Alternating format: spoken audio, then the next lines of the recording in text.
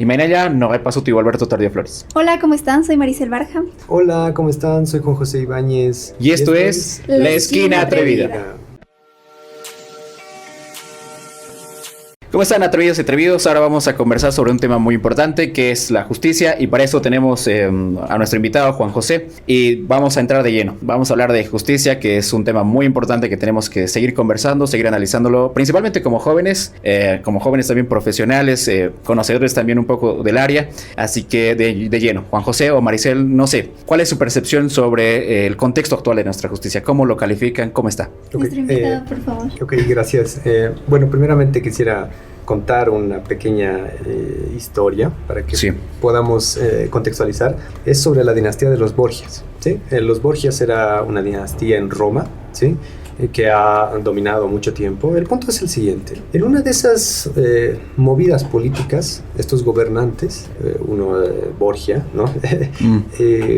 Agarra y a su soldado, que era un comandante, le dice, bueno, necesito hacer este tipo de políticas y cosas raras, ¿no? Era eliminar gente, era ir a la guerra en vano, era, yo qué sé, hacer cosas sucias, ¿no?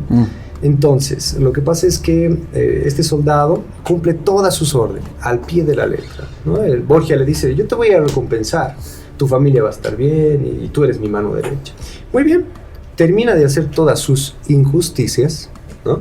Y la gente toda despotricada, porque querían un culpable, querían ver quién ha mandado a la guerra en vano a tantas personas, quién ha hecho desastres en las calles de Roma, y resulta que Borgia agarra y dice, es este sujeto. Y este sujeto me ha desobedecido, de hecho yo le he dicho que no haga esas injusticias, y bueno, lo terminan colgando y muere. Esto lo recoge Maquiavelo en sus historias para decirnos e indicarnos que en estas cosas de la justicia hay que ver mucho en qué sentido los gobernantes quieren instrumentalizar la justicia, ¿no? Y yo comenzaría con esa clase de premisas, ¿no? Para ver en qué sentido todas estas movidas de, bueno, vamos a cambiar la justicia, y bueno, que no me odie el presidente, no sé si lo verá, pero cualquier cosa que salga del Ejecutivo hay que tener mucho cuidado en ver, bueno, voy a cambiar la administración de justicia, y, bueno, como un arma de doble filo. Sí, exactamente. Sí, y además, iniciando, ¿no?, en esta parte en que tenemos que contextualizar. Esa ha sido tu instrucción, claro, creo. Sí. No, creo que venimos en los últimos periodos de lo que tú decías justamente, ¿no? De una instrumentalización de la justicia, tanto por el poder político, pero también por las propias personas, ¿no? O sea, se utilizaban mucho los procesos judiciales para otros cometidos. Y no hablo específicamente o necesariamente de la 348, que es la crítica que más tienen, pero también en otro tipo de procesos, ¿no? En otras materias, ¿no? Aunque la mirada ha sido con la 348, no hay otras materias que también utilizan el sistema o los procesos judiciales para otros cometidos. Sí. Y, por ejemplo, hablando del Tribunal Constitucional, también creo que ha sido que ha sido utilizado especialmente por el poder político, y bueno, creo que con la salida de los autoprorrogados quizá podemos verlo como algo positivo. No sé qué opinas al respecto. Bueno, al respecto puedo poner lo siguiente, ¿sí? Lo que pasa es que hay tantas cosas que considerar en esta clase de cuestiones. Por ejemplo, ¿cómo se los han sacado? Ahí yo rebatiría la pregunta en sentido de que no los han sacado como ellos mismos se han autoprorrogado a través de sentencias, a través de autos constitucionales, etc. Entonces, ahí me parece que... Creo que hay una cierta confusión también, ¿no? Porque ellos se han cesado de sus funciones, pero también hubo una resolución, no me acuerdo de qué tribunal, al final cuál ha cumplido. De una sala constitucional. Exacto. Y no se sabe cuál ha cumplido. Hay otra sala constitucional que ha dispuesto la aprehensión para que vayan y bueno, lo declaren. Entonces hay un gran punto aquí. Toda una mezcla, ¿no? ¿En qué sentido podemos criticar la instrumentalización de la justicia? En el sentido de que mañana nosotros como ciudadanos, como personas tal vez que estábamos en la administración de justicia, podamos entender que no podemos instrumentalizarlo para nuestros propios fines, y eso es tremendamente complicado, ¿no? Porque alguien que está en esa posición dice, bueno, de repente puedo hacer esto porque yo tengo el poder, ¿no? Por el momento. Y de repente puedo hacer este artilugio jurídico, es lo que han llamado mucho metele nomás. Sí, ¿no? el metele nomás, no, exacto. Esas leyes están ahí, hay que meterle nomás. Y es recurrente, ¿no? Solo por políticos, también por funcionarios, en encontrar esta forma de burlar las normas, ¿no? Sí, sin duda, sin duda. Desde mi percepción, yo creo que sí comparto esta idea y el ejemplo que pones sobre hay que tener presente bien esta idea de que la justicia se ha instrumentalizado históricamente en el país. De hecho, veía algunas investigaciones que hacían y decía, pues, desde 1825 la justicia siempre ha sido un espacio que siempre ha tenido como que altibajos, ¿no? Y creo que en ese sentido sí yo comparto que se ha instrumentalizado la justicia en el país, pero también creo que se ha desprestigiado el sistema de justicia por el tema de la corrupción misma, no solo de la gente que gasta mucho dinero para conseguir fallos a su favor, sino también que los servidores de justicia han comenzado a caer ante esos, ante esas tentaciones, pongámoslo, y creo que eso ha generado también que la gente comience a desconfiar. Yo, en mi criterio, comparto la idea de que la justicia se ha instrumentalizado en el país, pero creo que también en el país se ha mostrado una decadencia total del sistema de justicia, principalmente con sus servidores, que se han visto en corrupción, que se han visto favoreciendo a ciertas personas que tenían las suficientes pruebas para estar, digamos, en la cárcel. Los casos que se ha destapado, por ejemplo, el año pasado sobre los consorcios de jueces que se han visto inmersos, también fiscales, que ciertos delincuentes o agresores sexuales que tenían que cumplir su pena, que estaban en libertad. Lo que aprendí, por ejemplo, en mi periodo de internado en el Tribunal Departamental de Justicia aquí en Sucre, comprendí que es cuán importante que un sistema sea confiable, porque la gente va a resolver sus problemas a un juzgado porque cree en el sistema, porque si no cree en el sistema, ¿por qué va a hacer caso a una decisión de un juez, por ejemplo? Que es una persona que también tiene las mismas emociones, que tiene las mismas, digamos, los mismos problemas en su cotidiano vivir. Y yo me preguntaba, o sea, algo tiene que funcionar para que la gente crea que cuando tiene algún problema, ya sea civil, ya sea con sus propiedades, ya sea que, no sé, ha tenido algún conflicto con alguna persona, y acude a estas instancias para solucionar su problema. Entonces yo digo, ahí, o sea, la credibilidad de una institución es muy fundamental para que la sociedad tenga un orden, porque si no creen en su sistema de justicia, pues todos se van a matar, ponte, ¿no? Sí. Todo va a ser un caos. Y creo que eso se refuerza porque lamentablemente en la actualidad los procesos judiciales son bastante engorrosos, requieren muchísimos recursos y a pesar de eso se acude, ¿no? Entonces, creo que hay esperanza en el sistema de justicia. O sea, como ciudadanos pienso que han tocado un punto increíble. Pienso que la confianza, ¿no? Como ciudadanos hemos perdido la confianza ante estas instituciones. Ahora, ¿qué quiere decir la confianza? Es dar esa credibilidad, pero es recíproca. Si yo le digo a una pareja, cree en mí, de buenas a primeras, esta pareja necesita creer mediante la fe, ¿no? En un primer momento. Entonces, en ese sentido, habría que ver en qué sentido la población y nosotros como ciudadanos debemos también dar ese salto de fe en nuevas autoridades judiciales que renuevan su gestión, etcétera, ¿no? Tampoco tenemos que tener cierta escepticismo a la administración de justicia. Exacto. Yo no comparto con que todos los jueces son corruptos, por ejemplo. Sí, igual, exacto. ¿No? Entonces, habría que ver en qué medida y habría que ver si realmente se puede construir una administración de justicia donde todos podamos sentirnos, lo que tú decías, confiable en que hay una autoridad que por lo menos, si no comparte un criterio, no es feminista, no es de izquierda, pero él va a aplicar las reglas y los principios, tal vez, de alguna medida que las ambas partes de repente van a tratar de estar saciadas, ¿no? O contentas. Entonces, la confianza es muy importante. Teniendo ese contexto ya de que venimos arrastrando una crisis institucional en el sistema de justicia, que se ha instrumentalizado la justicia para corrupción, fines personales, tanto políticos, y especialmente políticos. Retardación de justicia, que decir. Sí, viniendo de ese contexto, no sé qué opinan respecto a las nuevas medidas que ha asumido este nuevo gobierno. Bien, las medidas más la eliminación conjugadas están en la eliminación del Ministerio de Justicia, ¿no? Ahora, lo charlábamos más antes, ¿no? Por ser sinceros, el punto es que no es una medida necesaria, al menos el gobierno no demuestra que es una medida institucional, sino, como hace rato estaba mencionando, borgiana, ¿no? Parece que a fines por alcanzar un fin está tratando, y en este caso, bueno, hay que decirlo, ¿no? El contexto político hace mucho. Exacto. Lara estaba tratando de constituirse en el poder o ganar poder por medio del Ministerio de Justicia.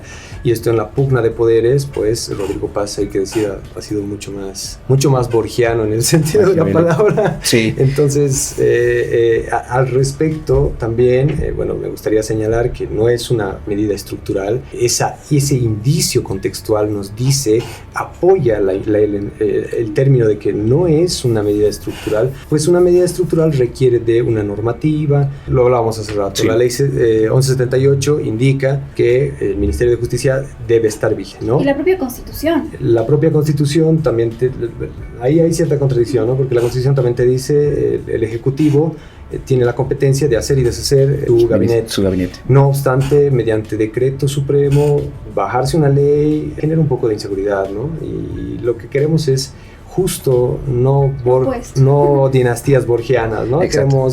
Queremos cierta seguridad para poder confiar. Yo igual, o sea, mi postura y mi opinión creo que parte justamente del escenario político que pasa en nuestro país. Creo que más bien esta decisión que tomó el Ejecutivo de eliminar el Ministerio de Justicia tiene nomás este respaldo de que no es planificado, ¿no?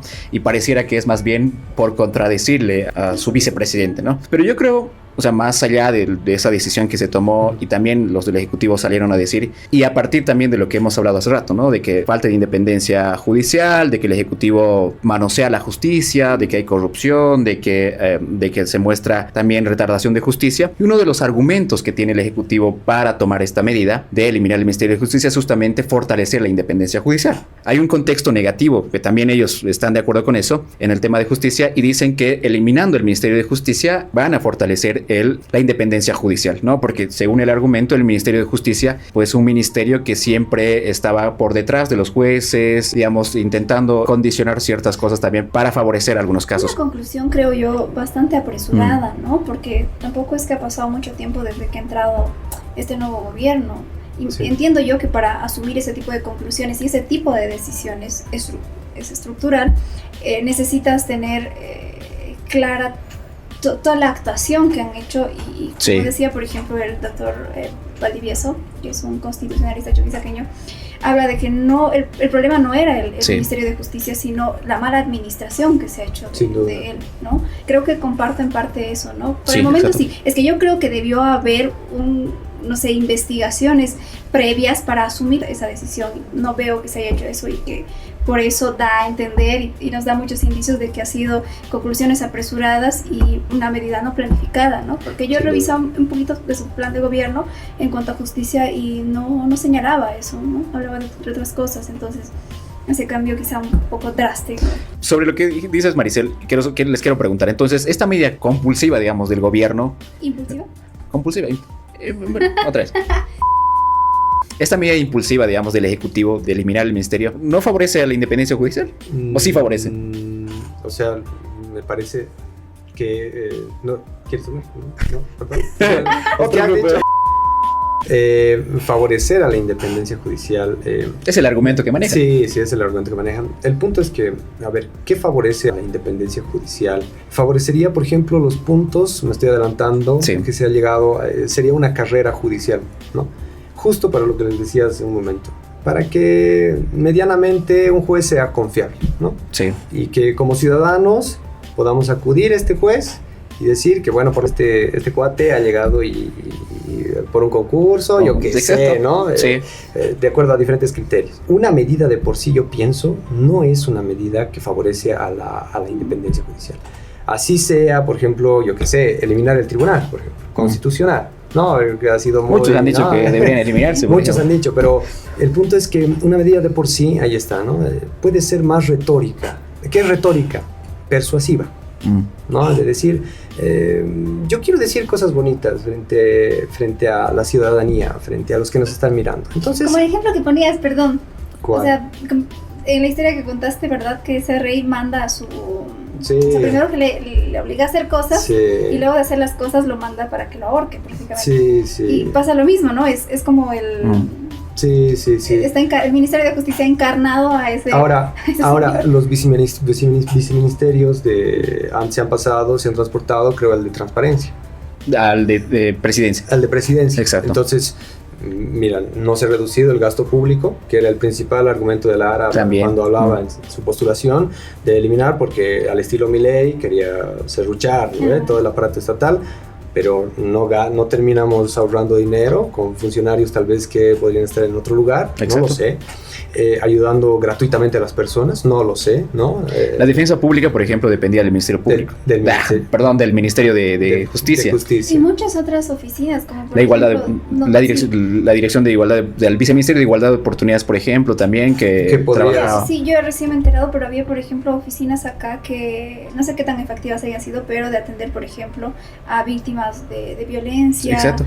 Habían muchas oficinas específicas para grupos que quizá encarnan, ¿no?, esta vulnerabilidad. Sí, y todo eso ahora sin se ha duda. suprimido y no sabemos cómo se va a reorganizar en el O sea, todavía no es bien claro, ¿no? O sea, Ahora, supongamos que en realidad el ministro es un mandado para confabular con los altos tribunales.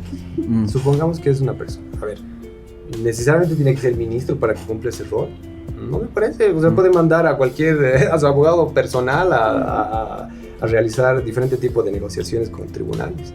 O sea, de por sí la eliminación del Ministerio de Justicia no me parece es una medida estructural. no es una medida. ¿No? De repente podamos hallar argumentos donde sí, en algún sentido elimina la conexión que tenía el Ejecutivo con el Exacto. Judicial, pero no lo sé. Tampoco con eso se soluciona, ¿no? No. Claro, porque además es una medida y tenemos que Del hablar del Ejecutivo. sistema de Sí. justicia, ¿no? Sí. Entonces, creo que también se está enfocando mucho cuando es, no insignificante, pero reitero, o sea, que quizás si hubiera sido aplicado con una suerte de previsión y mejor pensado y ya se hubiera hecho, no sé, Sin se hubiera duda, abordado lo de esa contradicción entre la ley y derogarlo. Sí. Quizá hubiera, fortalecer. quizá a nosotros nos hubiera dado ese convencimiento de que ha sido la medida que realmente pueda aportar, ¿no?, en esta renovación de justicia que tanto se han jactado y que se está dando hasta el momento. Sí. Ahora sí, sobre lo que dijiste, Maricel, sobre este cambio que todos queremos.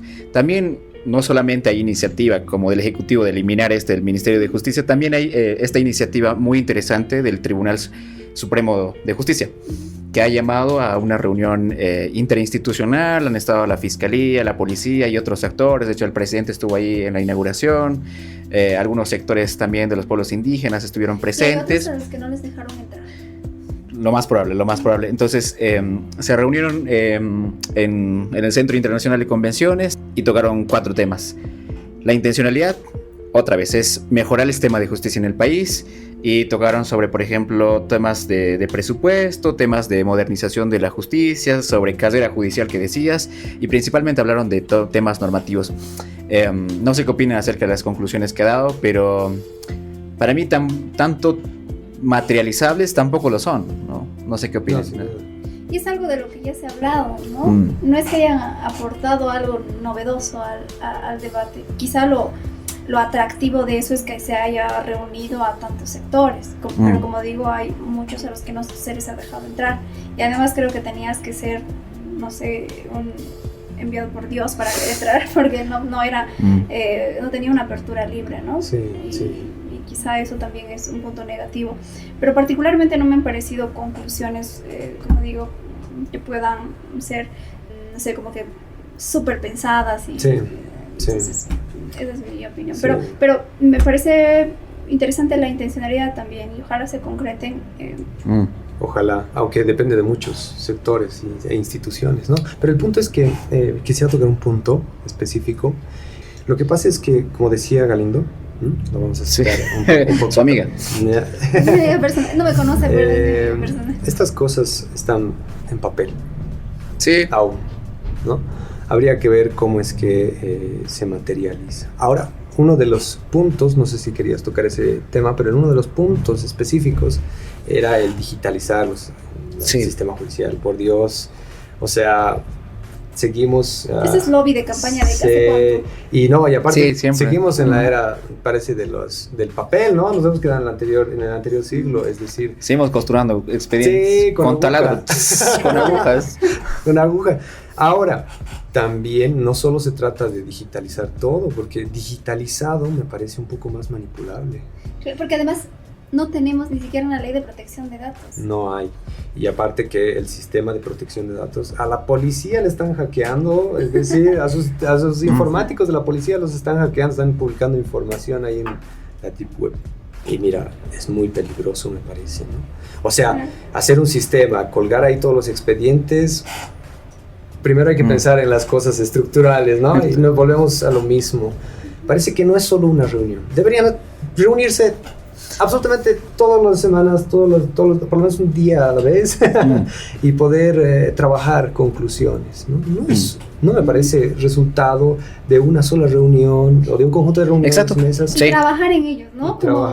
Ponerse metas a corto, mediano y largo plazo. Ahí vemos que puede ser un indicio de decirnos que es persuasivo, nuevamente, ¿no? Para tratar de ganar cierta legitimidad. Para sacarse fotos. Exacto, o sea, por ejemplo, en la mesa de reforma normativa plantean, y esto es igual, parece muy una idea muy suelta, ¿no? Dicen que es muy importante que para generar cambios estructurales en nuestra justicia, en nuestro país, necesitamos una reforma constitucional. Y eso es muy complejo igual, ¿no? O sea, no se va y es imposible que el gobierno actual, bueno, tal vez sí, pero no creo que se priorice en esta gestión, cuando hay otros problemas sociales y económicos que tienen que ser solucionados urgentemente. Y reformar parcialmente o totalmente una constitución va a generar movimientos sociales que van a no estar de acuerdo o que van a estar de acuerdo, entonces sí va a generar un escenario un poco complicado, ¿no? Entonces yo creo que, por ejemplo, por ese lado es poco probable que se materialice esa propuesta a corto plazo. Actualizarse algunas normativas y eso, que también no muestra un camino muy claro de cuál deberían ser las primeras medidas para transitar ese cambio. Porque todo cambio también va a pasar por el Ejecutivo, por la Asamblea Legislativa, que tienen que aprobar y demás. Entonces sí pareciera que son como que aspiraciones un poco mucho más grandes, que no trazan un camino para llegar a esos cambios que no plantean. Está mal, ¿no? O sea, sí, creo que hay que ser idealistas, como pero fin, sí, pero hay que trabajar en ellos, y es algo que no estamos viendo en la aplicación, ¿no? En el medio, ¿no? Sí, ¿Cómo vamos a llegar camino a eso? Y eso no lo han hablado. Es decir, me explico, es harto trabajo, ¿no? De ver contras, de ver cómo proyectas ese método, cómo proyectas esa política pública, etc. Ahora me gustaría acoplar ahí lo siguiente, pero me he olvidado. Puede ser. Perdón, lo siento mucho. No sé si les también ha llamado la atención el tema del presupuesto. Bueno, también este sector de la justicia siempre ha dicho que tiene muy poco presupuesto y que tal vez... Y yo sí estoy de acuerdo con ellos. Yo estoy de acuerdo con ellos. También quiero aportar 2 puntos a lo que estamos conversando de estas iniciativas que están surgiendo. Creo que es también el siguiente punto en concreto que vamos a abordar, si es complejo o no el procedimiento. Es esta idea del presupuesto, que es muy importante para el sistema por el órgano judicial, y el tema de la carrera judicial, que creo que también es un tema muy importante. Primero, sobre la parte del presupuesto. Creo que sí es necesario. Desde mi experiencia, ustedes yo sé que también se mueven en sus diferentes ámbitos y demás, pero creo, por ejemplo, en lo que aprendí estos últimos 6 meses en la parte civil principalmente, hay mucha carga procesal, y el análisis que se hace en el mundo de los jueces, de los tribunales, por lo menos en la materia civil, es que es necesario que haya más juzgados en materia civil, porque los jueces que están no pueden con la carga procesal. ¿Y eso qué implica? Que cuando usted tenga problemas, por ejemplo, no sé, con deudas con el banco, con alguna persona, cuando su casa está siendo sujeto de usucapión, o que le están quitando su casa y quiere demandar en estas instancias, va a demorar. ¿Por qué? Porque los jueces tienen mucha carga procesal. O sea, cuando usted va a ir a estos juzgados, posiblemente tenga, digamos, retardación de justicia. No es que porque tampoco ellos quieran, no. O sea, tampoco es como que todos, pero sí. O sea, hay muchos que tienen carga procesal y por eso también tarda muchas veces su proceso. Obviamente que también hay esta retardación de justicia, tal vez intencional, ¿no? Pero creo que también hay estos casos que han llevado a los jueces, por ejemplo, tener mucho trabajo y mucha carga procesal que a veces no les da tiempo para revisar en concreto los casos de manera muy específica. No sé qué opinas primero sobre el presupuesto, ¿no? Sí, no, yo también estoy de acuerdo y creo que no, bueno, hablas desde tu experiencia, sí, pero creo que ha sido una queja recurrente, ¿no? Tanto de la población como de los propios administradores de justicia y se refleja en todos los ámbitos, incluso, por ejemplo, en materia constitucional. especialmente en esta gestión, ¿no? Que ha sido también tema de debate en los últimos días, en los que se ha señalado que hay una carga procesal enorme. Y creo que 17,000 casos que han dicho. No, y valoro mucho lo que han empezado a hacer ahora, ¿no? Van a transmitir el sorteo de las causas, algo muy positivo me parece, ¿no? Sí, sí. Pero sí estoy de acuerdo con que el presupuesto es insuficiente, y hace tiempo veía también una comparativa, ¿no? Con el presupuesto que se destina a otras cosas que quizá no son tan importantes en nuestro país, como por ejemplo el de la presidencia, creo que era. Hay mucha diferencia entre ministerios, o bueno, entre órganos, cuando este también es importante. Y cuando hablamos de justicia, creo que eso siempre lo hemos dicho, no estamos hablando solamente de cuando acudes a un juez, ¿no? Es que esto está en todo. O sea, no hay inversión privada porque no tenemos un sistema de justicia confiable. Y podemos tomar mil ejemplos así, y nos afectan desde la persona que, como tú dices, tiene un proceso que quizá pequeño, hasta los más... Sí. Hasta las personas que tienen negocios súper gigantescos, ¿no? Entonces nos afecta a todos, y sí estoy de acuerdo con eso. Sí, yo también. Pero, por ejemplo, a lo que decías tú, la Constitución dice en los valores que debe tener todo el Estado, entre ellos todo el sistema de justicia, para con la ciudadanía, pobladores que vamos a la administración de justicia para que nos dé una solución a algún problema que tenemos, es la transparencia. Sí. Algo que está completamente perdido. Es tan lejano entrar a un juzgado, es tan lejano, yo qué sé, fiscalizar tu propio caso. La anterior vez yo veía esta cuestión de lo que tú mencionabas. Perdón, me han dado reglas en este podcast. Auxilio. Bueno, el punto es que hay que celebrar la cuestión de que las instituciones sean cada vez más transparentes. Por ejemplo, los body cams de los... ¿Qué son body cams? Cámaras en los uniformes de los policías, que hace tiempo era una política que querían proponer, pero bueno, se fue al tacho porque claro... Fue el lobby de campaña igual. Sí, discúlpenme a los policías, pero adiós sus coimas, ¿no? No todos, claro que sí, pero claro, el punto es... Aludido, no digas. Sí. Bueno, el punto es que respecto a los jueces, también tengo algo que aportar ahí. Que el presupuesto que se está designando no sea para que los jueces, fiscales, etcétera, tengan que rascarse más. Sí, no, es decir, por ejemplo, yo escuchaba muchas historias sobre fiscales que los fines de semana estaban tomando, ¿no? Sábado y domingo tomaban, y el punto es que, y claro, luego llegan el lunes de Chucky y dicen, ¡ay, demonios, tengo mucha carga procesal! Hay mucho que recolectar de lo que es el amar tu profesión, me parece. Sí. Y entonces... Ética. Exacto, que tiene mucho que ver con la ética. Es decir, yo una vez me preguntaba, ¿un juez debe ganar mucho dinero para que pueda ejercer su función de juez? Y me parece, muchos me van a odiar, ¿no? Con esta, muchos me van a odiar, pero yo pienso que la vocación no hace necesariamente al salario, y por lo tanto, respecto a la funcionalidad de los jueces, no me parece que debería, por ejemplo, haber un incremento salarial. No estamos en condiciones para eso. Bueno, sí, aumento de personal. Sí, bueno, yo igual estoy de acuerdo con eso. No sé si se habrán sido tocados, ¿no? Hay muchas personas que dicen, no, para que no lo corrompa, ¿no? Exacto, el criterio es eso. Subirle más para que no agarre más. No, pero bueno. Así ya no va a tener necesidad de aceptar. Eso, sí, exacto. Sí. En la calle eso es la discusión. Sí. Pero bueno, está abierto ese debate. Es que es corrupto, lo va a hacer, así le paga. Lo corrupto es corrupto. Exactamente, con mucho dinero. Yo me mantengo en esa posición. Ahora sí, para mí es uno de los temas centrales también de la conversación y de este episodio. Ahora la gente ha comenzado a decir que es momento de reformar nuestra Constitución, que la Constitución que tenemos actualmente ha permitido que nuestro sistema de justicia esté como esté. Actores políticos que también han salido a decir que es el momento para que toquemos la Constitución. ¿Qué opinan al respecto? Es que nuestra Constitución ya ha sido manoseada, ¿no? Y estaba leyendo un libro que se llama justamente La Constitución Violada. La Constitución Violada. Sí, y hace... Recomendado. Sí, recomendadísimo. Autor. Bueno. Fulanito de tal día. Perdón. Pero luego lo voy a poner en los comentarios. Pero hacía un análisis desde la primera Constitución de nuestro país hasta la del... ¿Cuándo fue que entró? 2006. Sí, hasta la última. 2009 que se aprobó. Hasta la del 2009, y hablaba de que todas y absolutamente todas han sido manoseadas. ya, e incluso en la forma de cómo se aprueba una constitución. Ya, todas. No había una sola constitución en nuestra historia de país que no haya sido en eso, o sea, y se refería solamente a ese punto. Imagínense si abordara todo lo demás. Y si hablamos de nuestra constitución, esta ha sido defenestrada, manoseada, incluso se ha declarado, ¿cómo es?, inconstitucional nuestra propia constitución. Sí.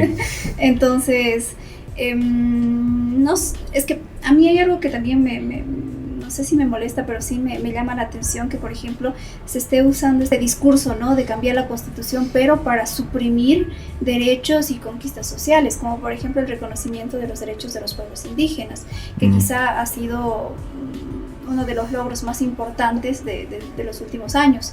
Entonces, sí, yo veo mucho esa intencionalidad, ¿no? Sí.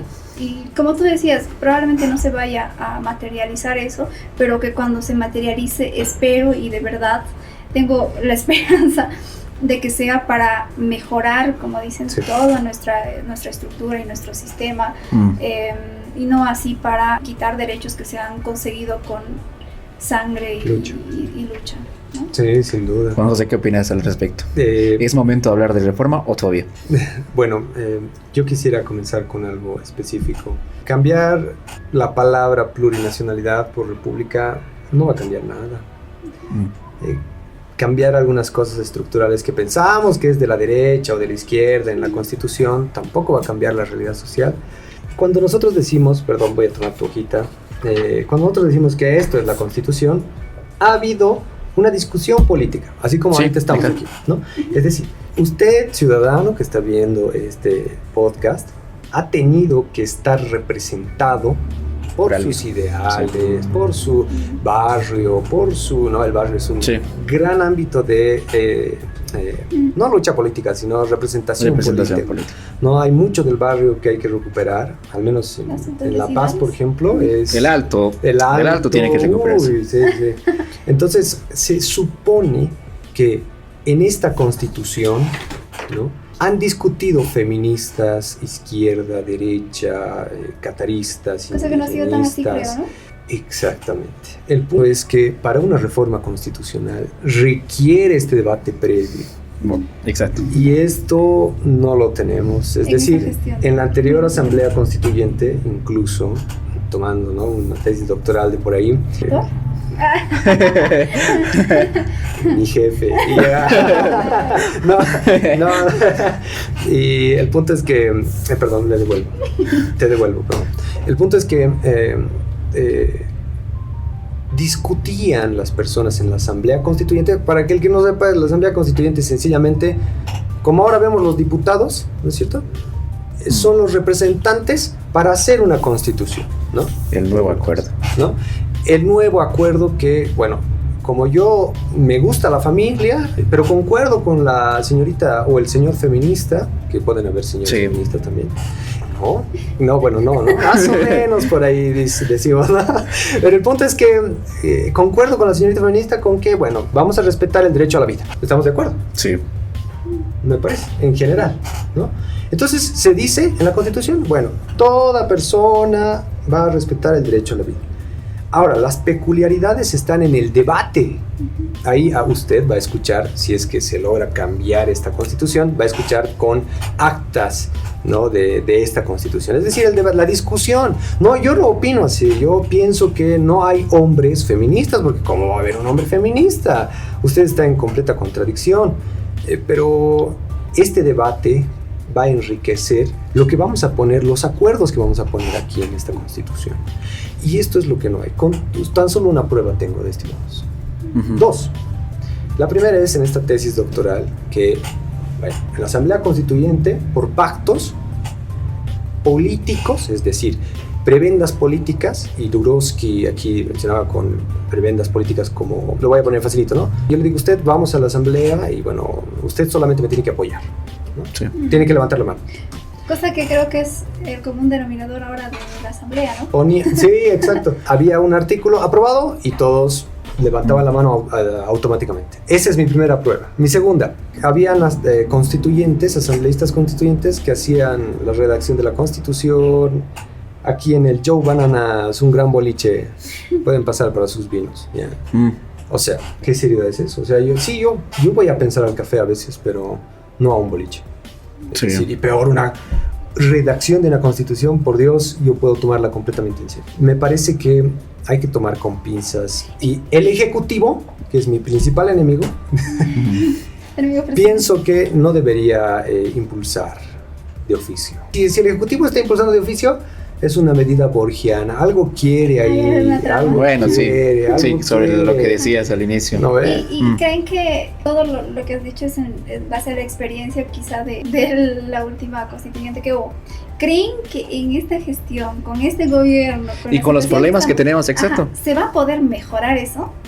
Hay que dar un salto de fe. Sí, bueno.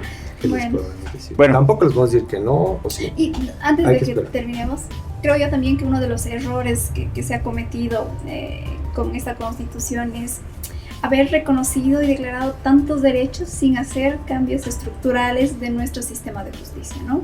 Y creo que se está yendo por el mismo camino, se está pensando en quitar, en reconocer cosas para favorecer a ciertos sectores, porque cada partido siempre tiene afinidad por alguno, porque son sus bases, pero no se está pensando en lo estructural, ¿no?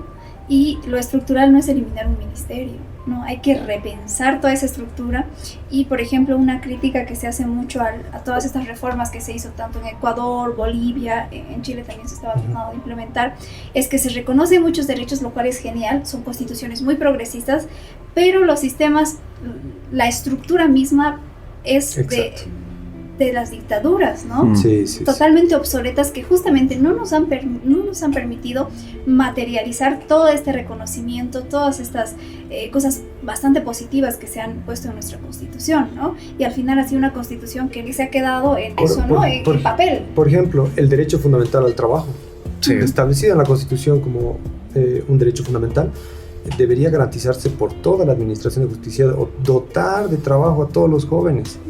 Pero estamos, o sea, pidiendo experiencia de 20 años, esto que lo otro, hay tantos jóvenes que están desempleados. ¿Cómo es que estos derechos pueden materializarse? ¿Qué quiere decir materializarse? Llevarse a la práctica. Vaya, que alguien que es empresario no vaya y diga, yo tengo el derecho al trabajo. Pero la persona que está en la calle, que ha nacido en situación de pobreza, algunos amigos tengo que cuando digo población vulnerable, se asustan, pero realmente estas categorías nos ayudan a ver diferente tipo de situaciones en las que se encuentra una persona, pero por ejemplo una persona que no ha aprendido a trabajar muy duramente va a poder aprender a llegar a espacios donde puedes ir a un mejor trabajo. Por ejemplo, una persona que realiza trabajos manuales requiere de cierta capacidad técnica, pero no logramos especializar a los ciudadanos. Y bueno, el derecho al trabajo podemos ser un ejemplo de Marisela que mencionaba. Sí. Y creo que es el reto pendiente. Sí, Marisela. Y creo que es el reto pendiente para este gobierno y no lo están visualizando, ¿no? De transformar la estructura misma para materializar estos derechos que son muy progresistas. En materia de justicia, me parece que ese es el punto. No, ese es el reto, pero no lo están visualizando y otra vez están yendo por la forma y no por el fondo.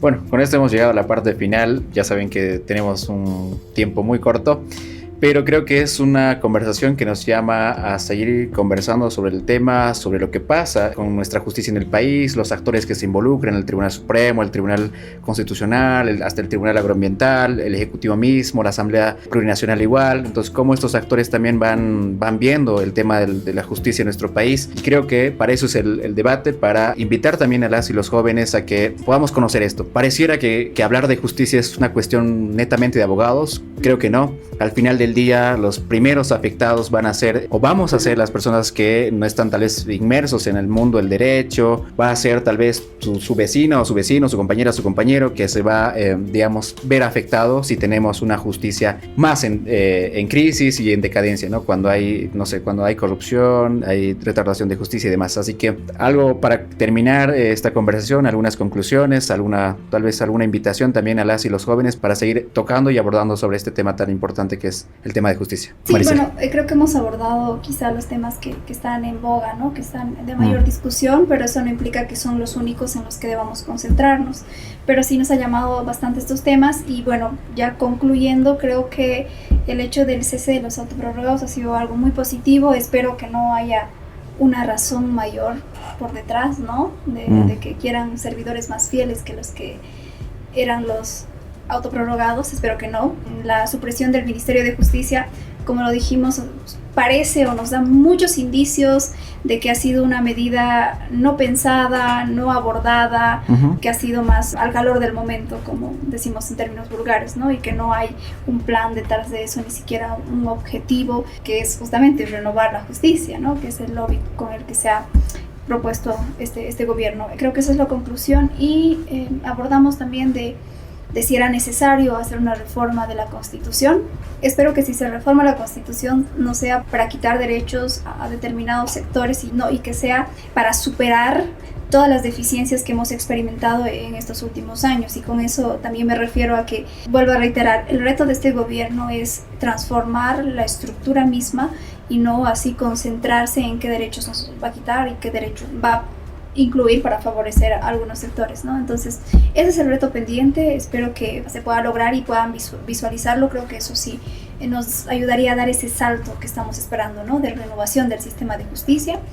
Creo que me quedo con eso, espero que por lo menos hayamos llevado a debate esto y que ahora ustedes puedan tener mayor intención de informarse respecto a eso, de hablar con su vecino, con su amigo, con su familia, de pelearse en la mesa de Navidad de Año Nuevo, porque es importante, ¿no? Porque me afecta a mí, me afecta a ti, nos afecta a todos los sectores, ¿no? Entonces, quizá no ahora, pero en algún momento vas a tener un problema que te obligue a acudir al sistema de justicia y estoy seguro que vas a implorar por tener un sistema de justicia independiente, con transparencia, imparcial, ¿no? Entonces, seguir hablando de esto. Juan José, tu conclusión. Bueno, yo quisiera decir lo siguiente. Es un trabajo también de las autoridades hacer que la justicia sea independiente. Sí. Pero también nosotros tenemos que dar nuestro granito de arena como ciudadanos. Yo, por ejemplo, soy un poco flojo. A veces no me gusta hacer cosas específicas, como todo ser humano. Pero como ciudadanos, ¿cuál es nuestro deber? Y este es un deber raro, ¿no? Hay una constitución. Léanla, ¿no? Léanla, revísenla en el baño, en cualquier lugar de ocio, ¿no? Y en ese sentido vamos a poder generar cierta discusión referente a cuál es nuestro interés en nuestra sociedad y cuál es la crítica que debemos hacer al gobierno, al sistema de justicia, etc. La justicia no va a cambiar si no hay personas, si siguen habiendo personas que le dan dinero al juez. Sí. Entonces debemos leer nuestra constitución y tratar de entenderla como ciudadanos. Hay los mejores activistas que he visto. Hay uno que se llama el Turri en Perú, que está agarrado de su constitución peruana y está, no, usted no me puede hacer esto, que usted no me puede hacer este otro, que usted no me puede hacer este otro. Es decir, genera una discusión tremenda y a los policías ya no le hace nada. A Galindo, a María, la vi igual andar con su constitución. Entonces, es la norma que nos acerca a esa cosa rara que le llaman los abogados de derecho, ¿no? Y es esa cosa que nos acerca a una administración de justicia más justa. Porque el derecho, les temo decir que los teóricos del derecho dicen que no hay justicia en el derecho, porque este es un concepto que no podemos llegar. Pero es la Constitución y lo que leemos de la Constitución nos va a acercar a esa discusión. Gracias, Juan José, gracias, Maricel. Bueno, sin duda alguna, una discusión muy interesante. Yo quiero cerrar con la última parte. Creo que no es momento de hablar de un momento constituyente. Creo que no es momento de hablar de una reforma constitucional cuando tenemos problemas económicos, sociales en el país que primero tienen que ser resueltos. Y creo que hablar de reformar la Constitución generaría caos social, generaría que nos tengamos que pelear como ciudadanos cuando los problemas actuales y del día son otros. Así que Yo me quedo con eso. Muy interesante, Juan José. Gracias por acompañarnos, Maricel. Creo que esto es nuestro último podcast del año. Oh. Y con eso yo creo que nos vemos con las y los atrevidos al año, en enero. Sí. Buen Vamos a año traer nuevo. muchos temas a discusión. ¿Por qué? Porque cuando la información se comparte, se vuelve conocimiento. Hasta la próxima. Adiós. Hasta el año.